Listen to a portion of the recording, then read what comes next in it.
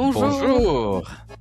Hello and welcome to So French, le podcast about France, its crazy politics and life, hot life à la française. Absolutely. My name is Stefan De Vries. And my name is Sara Bertelsson. And yeah, as you just mentioned, it is impossible to avoid anywhere in Europe almost, but in France it is particularly excruciating hot. Record-breaking temperatures, hundreds of school closures, train cancellations, and 90% of the population facing extreme exceptional heat. It is unprecedented. You are in Paris now. I'm in cool Amsterdam, even though it's very hot as well. But are you suffering, Sarah? Very much so. You also forced me to take off my fans, so I'm suffering even a little bit more than I did a couple of minutes ago. Yeah, I'm sorry to make you suffer for So French, but we're not suffering as much as the climate, of course. But the government does not agree. They were praising their own work on climate change adaptation. Yes, and also in this show, we will have a look at how France's politicians still refuse to comply with transparency laws, sometimes with some very absurd consequences. And since you, Stefan, is a pioneer, a trailblazer on the topic, we will get some insights to exactly how difficult it can be to check our politicians' expenses and to what lengths some are willing to go to keep the secret on how they're spending our public funds. Yeah, indeed. But we are going to start here in France with this extreme severe heat wave sweeping the country. Closing of schools, of course, but also closing of some of the most emblematic tourist attractions here in Paris. The Eiffel Tower has closed early, a couple of days. The Louvre Museum as well.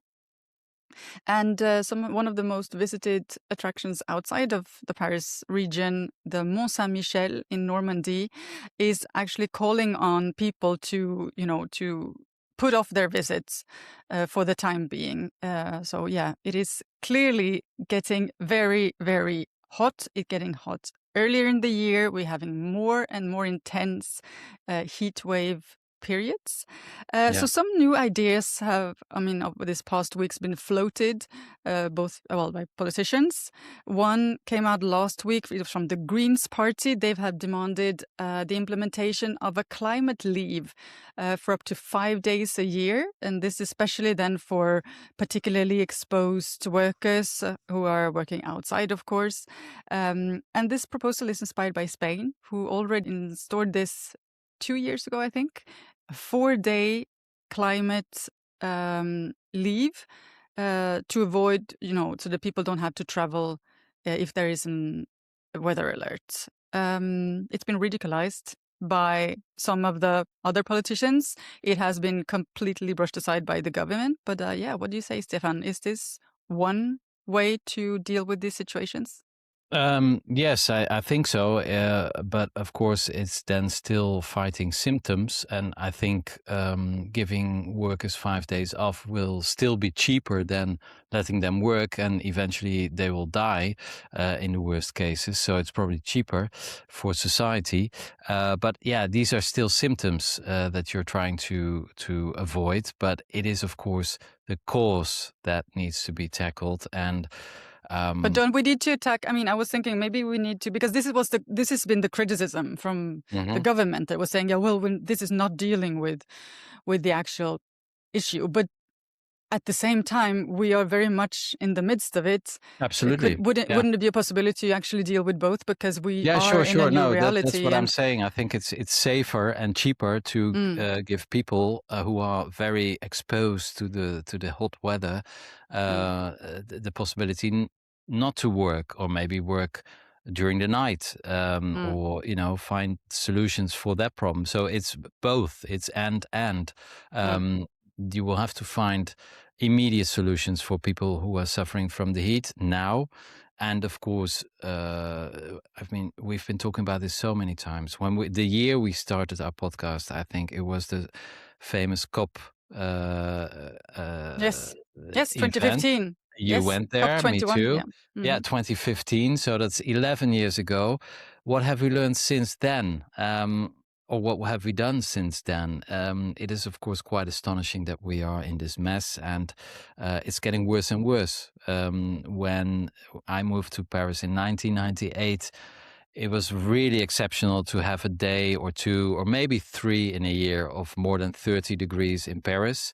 Mm. Now we're halfway June, and this is already the second heat wave in Yeah. Paris, and temperatures are going to 40 degrees. So Mm. it is getting worse. But yeah, I don't have the short-term solution either. But it is But this should be, clearly, I mean, this whole, I mean, these kind of solutions, I mean, I don't absolutely see that, you know, it's not fixing any problems, but I'm so surprised that you can't even find that everything is so controversial. Every suggestion is always rejected if it doesn't yeah, come from your yeah, own party. It's a bit depressing because, I mean, in these situations now, we really do need to try to find common ways of dealing with of course, yeah. these situations. So I'm just surprised that, you know, you can't even get a quite simple proposition like this through Parliament. There will be a proposition. I doubt that it will be voted through because of all these, these fightings in Parliament. But yeah, it feels like we're not moving anywhere forward. Stefan, another proposition that has come up this week from Lyon this time. The city has opened all 3 air-conditioned museums free of charge for anyone during this period. This is something that was put in place a couple of years ago. I think it had never been used this early in the year. Hmm. It used to be later, around July, August, and it was mostly tourists who took the opportunity to go and visit the museums. But now, with, you know, kids still in school and most people still working, this has now been, well, appreciated by the local population as well. Is this a proposition? I mean, this is part of sort of what people are saying, you know, that we should make more use of either the naturally air-conditioned places like churches, for example, or other places, but also these institutions that we have that needs and already have air-conditioned. Yeah, it's a good idea, of course, and I think we completely have to rethink the way we are using public space and public buildings. This is, of course, just one emergency way of dealing with the rising temperatures. It is not tackling the root causes, like we just said, but it is a little bit, a small solution, a temporary solution for a real problem, of course. And I think many people will go to the museums to find relief from the heat, or to churches or other buildings that were built. So you see, finally, both churches and cultural institutions will get all the visitors that they have sort of been trying to Yeah, get for yeah, years. absolutely. Yeah. So of course there are many other reasons to go to a museum, but finding relief is maybe a good way to lure people into the museum, and then they may come back when the weather is not that hot and just enjoy the art, of course. But yeah, I think we have to rethink the way we behave in public space and how we are using spaces. So that's part of a larger reflection. But what was interesting then is that you mentioned that this week the government did hold a press conference. I'm not sure if this was a planned press conference. I think it was, and just happened to come in the middle of this heat wave, but where they presented their advances when it comes to the National Climate Change Adaptation Plan, the PNACC. And they were actually hailing, and this is what made it a little bit ridiculous, I must say, because they were hailing their advances when it comes to the climate adaptation, and the whole country is suffocating and sort Yeah, of like yeah. don't really know where to go. That's crazy. Yeah, but what do they propose actually? Well, they were highlighting, well, they have this whole plan, and they were highlighting how they have, over the past year, made it obligatory or mandatory for employers to adapt employees' workstations when there is an extreme heat. Wow, that's really a They big also change.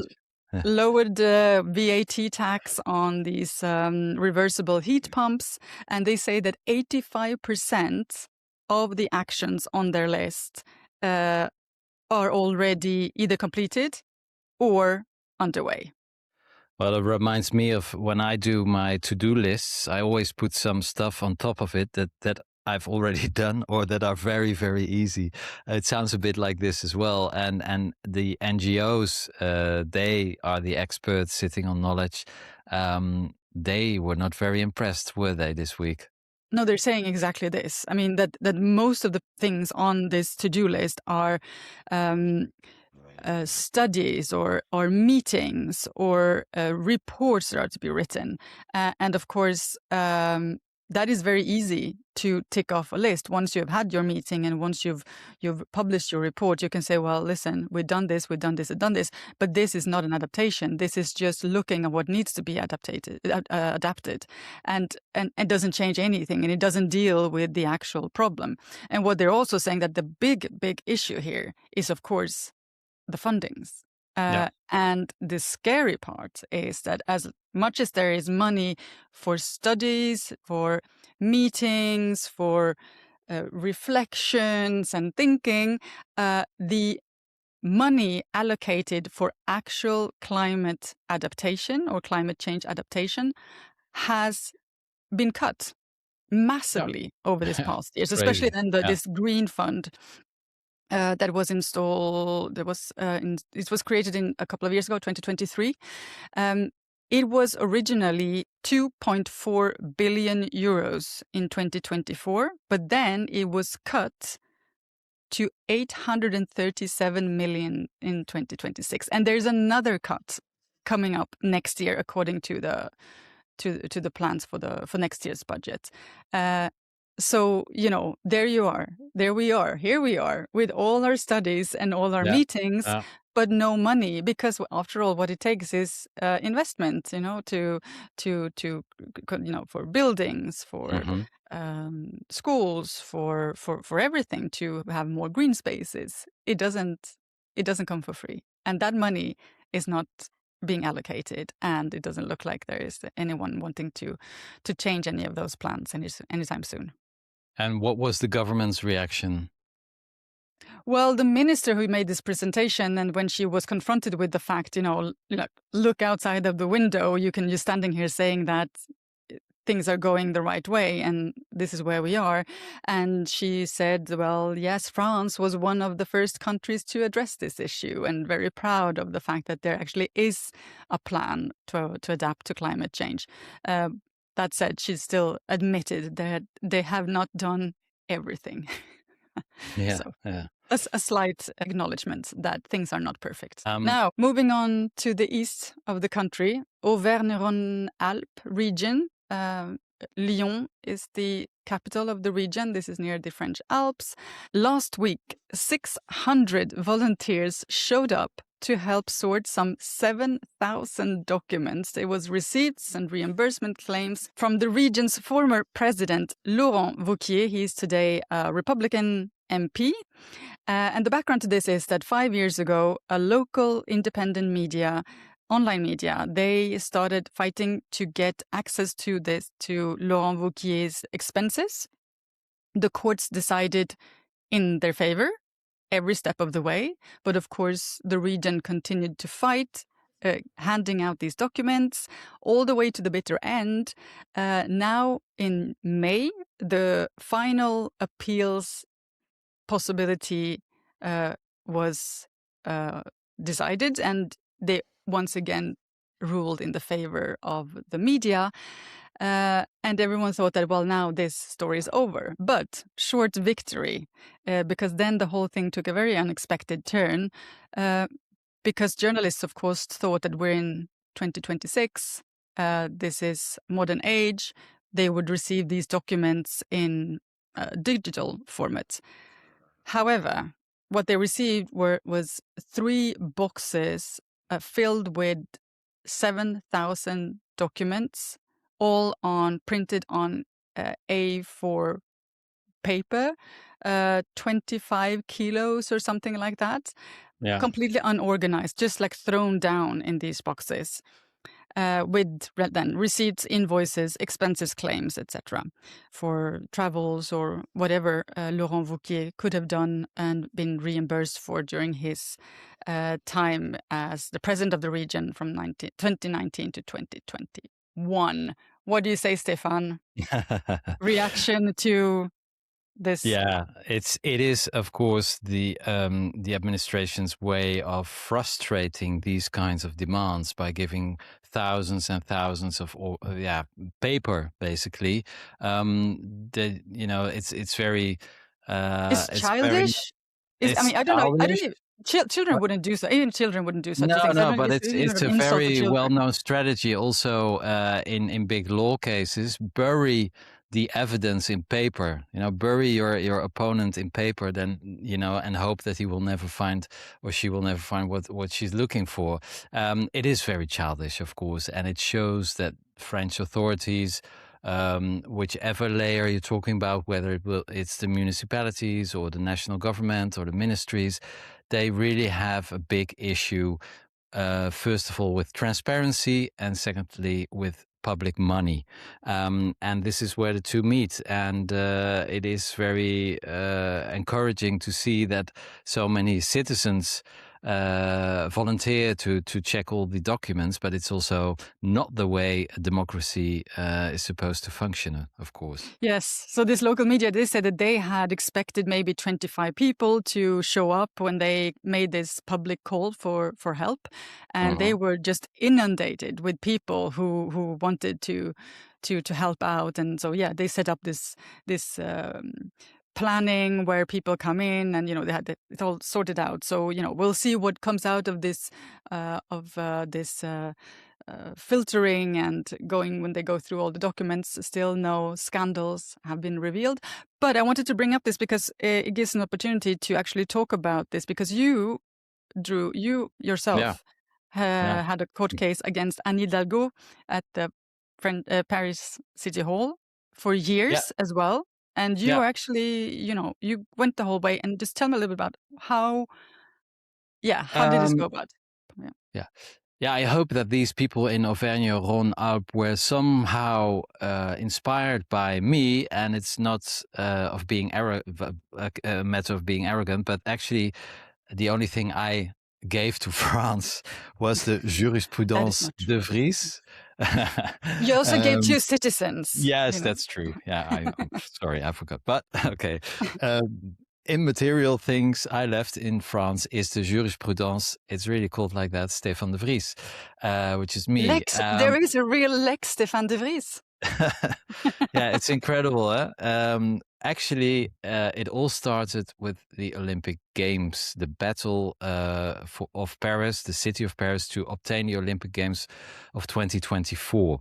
There is a law in France that already dates from 1976, and that gives all citizens in France access to administrative documents. So I wanted to write an article about how much money the city of Paris was spending to obtain the Olympic Games. We're talking, I think it's 2016 or something, 2017 maybe, long time ago. And legally, the government or the administrations are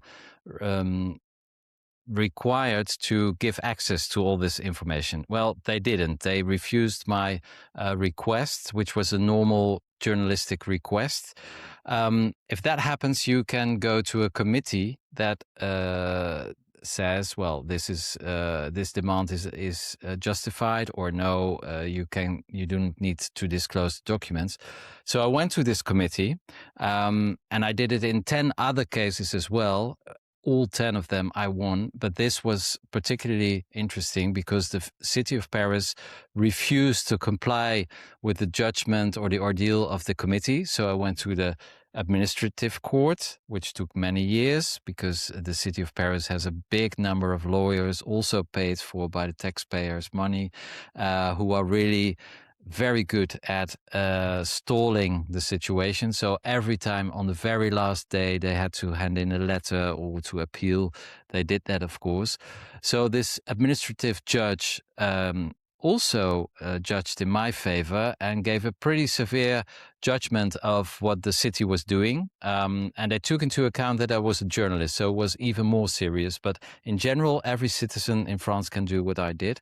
And then the city decided, even after the judgment, not to comply with the judgment. It's crazy because they were already convicted twice. But they say, yeah, the law is, the law, but not for the city of Paris.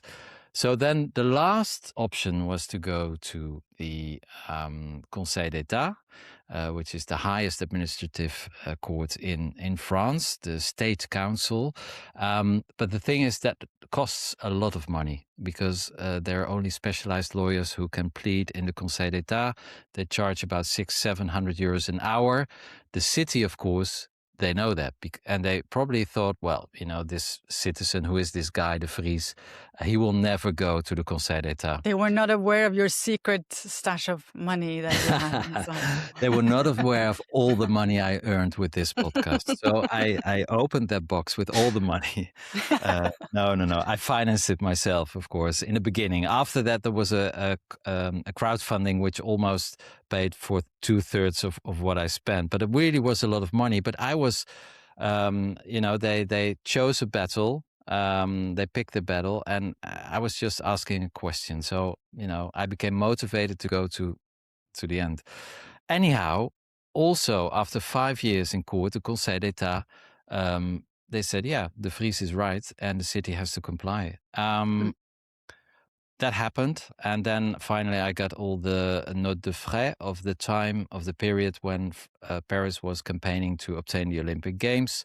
But it set a precedent because all the institutions in France, the municipalities, the regions, but also the ministries, they had to change their bookkeeping, knowing that every citizen from now on can have access to all the expenses. And that was never my intention. I just had a question. I was interested for an article, but it turned into a legal battle, which I won. The credits don't go to me. Actually, the citizens, they won, because now it has been proven once and for all that French politicians, French civil servants can no longer spend public money without having the public, without the public being able to check what they're spending it on. So it is a big change in practice, but it is, of because course, what's interesting here is that, the laws were already there. Yeah, exactly. I and did they're nothing still new. not applied. Yeah. So that was the whole point. The law, the original law dates from 1976, so that's half a century, and so it took half a century before it became really jurisprudence. Just because I was, you know me, I can be very stubborn. But this was not my original battle. But it was an important victory for transparency, I hope. But this particular case we're talking about right now with Laurent Wauquiez and sending all these huge piles of paper just show that they, the government institutions don't take it seriously.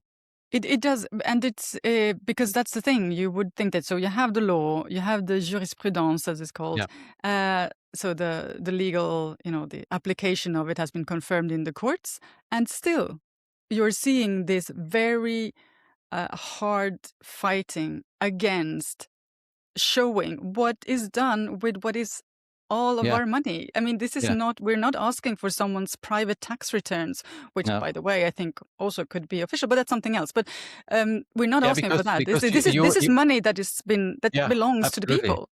But you are from Sweden, and I think in Sweden, Norway already for decades and decades, everybody can check each other's tax. Yeah.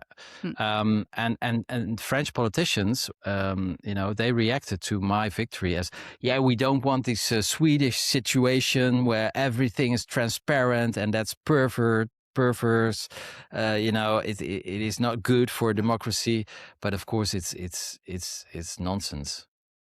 Well, I think that when you look at the democracy ratings in general, and when it comes to trust in political systems, and when it I comes think to Sweden is not doing anti-corruption, that. Yeah. it's not the perfect country, but in those they're doing not bad. So yeah. Yeah, But absolutely. it is interesting to see the fighting. There are other cases going on at the same time. We have in the south Eric Ciotti Yeah, going after Estrosi for the same yeah, reason, because there is actually a loophole in this legislation, which is that if you, I mean, the municipality can make an allocation of an envelope for yeah, politicians to use without receipts. yeah, I mean, they can say like, well, you get.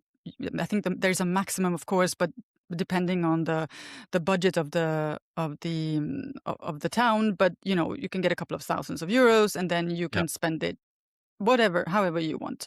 But they still have to somehow.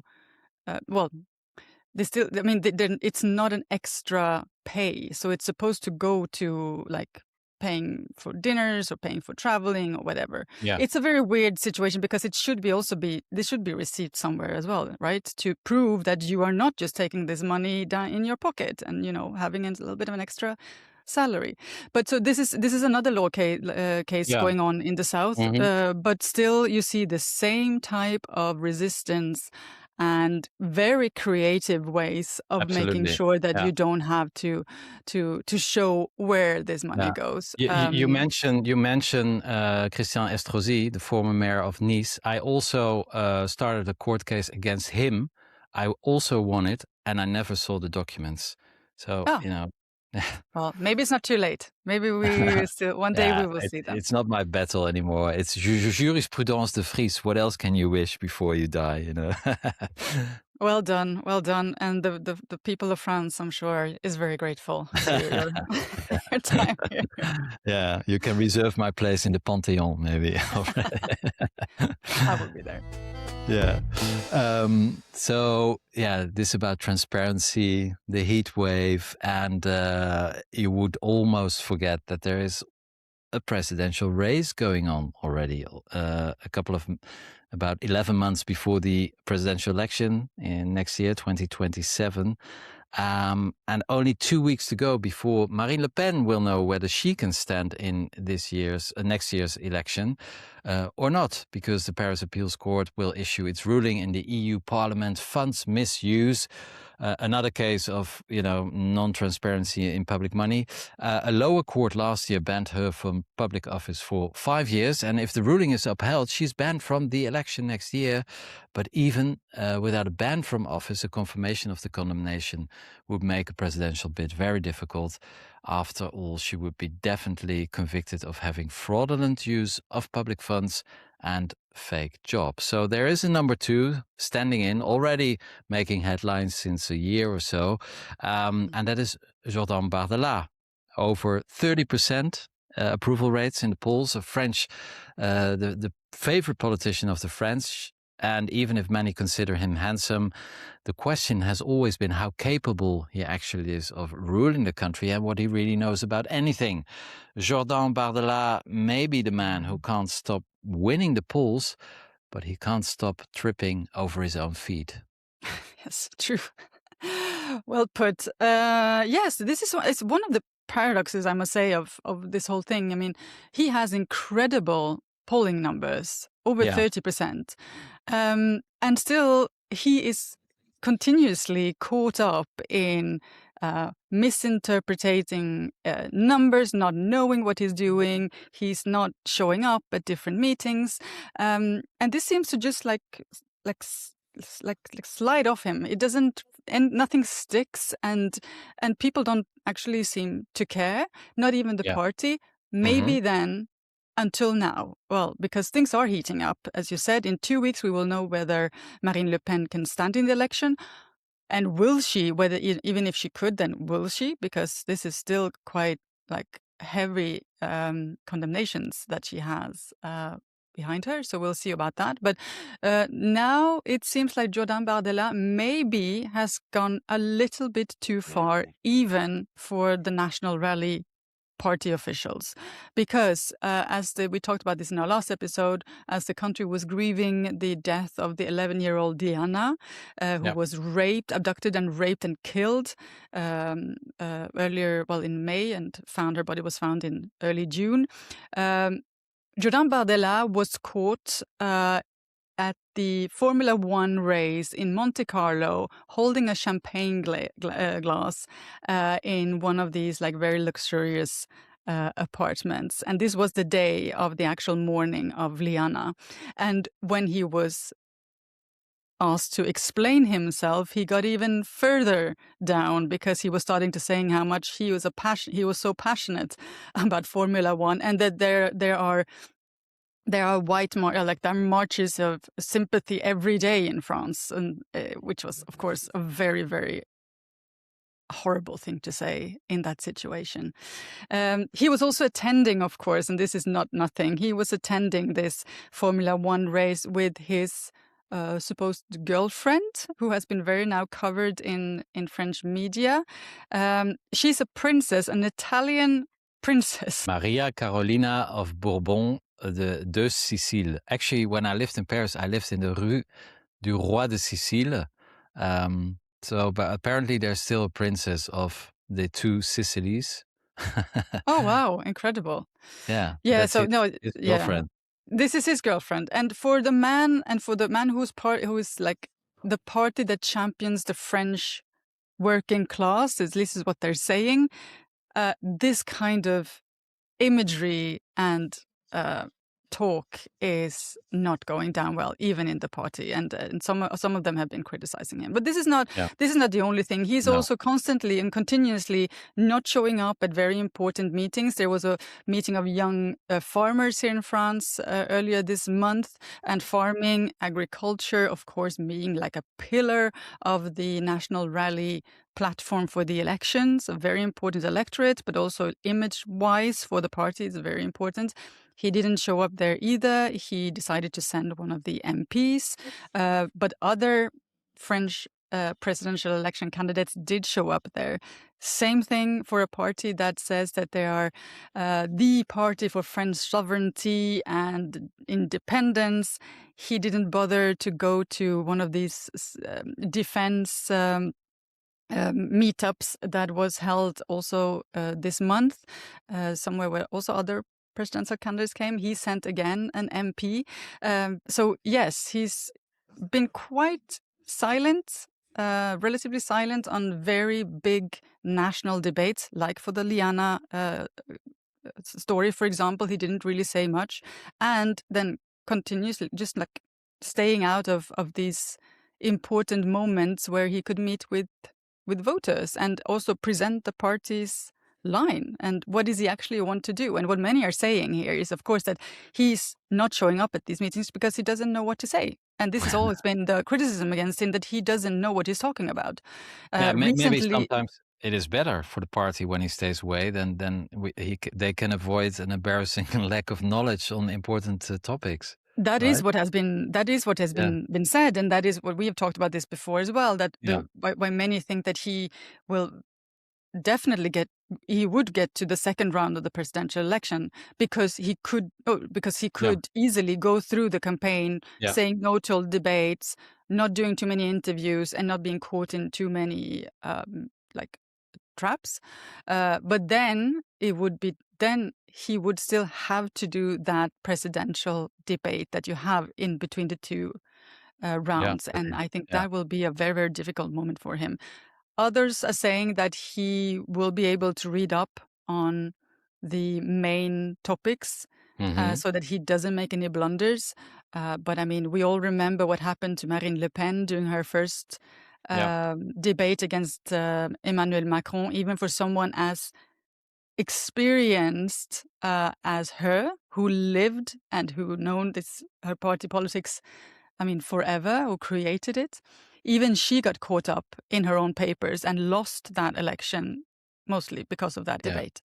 It will be interesting to see whether, will this mean that maybe the party is starting to have cold feet? Could there be another candidate? What do you think, Stefan? Well, that looks very difficult on such a short notice. It's only 10 months to go. Marine Le Pen may not be able to run. Jordan Bardella not able to run. And then what will happen? There is a lot of competition at the other parties. Also, the word of sovereignty, nationalism are pretty popular with the candidates like Gabriel Attal or Edouard Philippe, now the mayor of Le Havre, also former prime minister. Yeah, I don't know. It's very hard to say. 10 months is a short and a very long period in politics.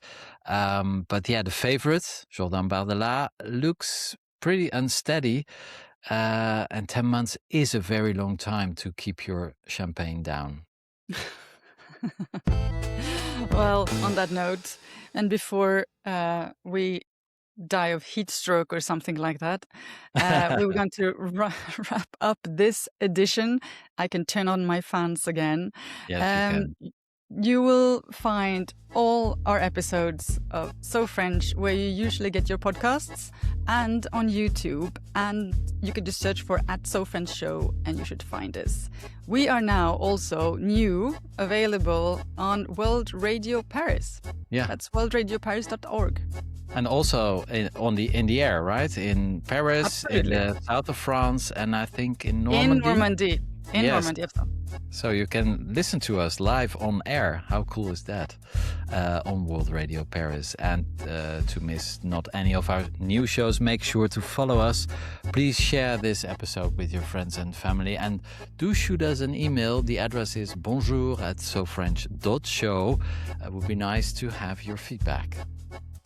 The So French podcast is produced and presented by me, Sara Bertilsson. And by me, Stefan De Vries.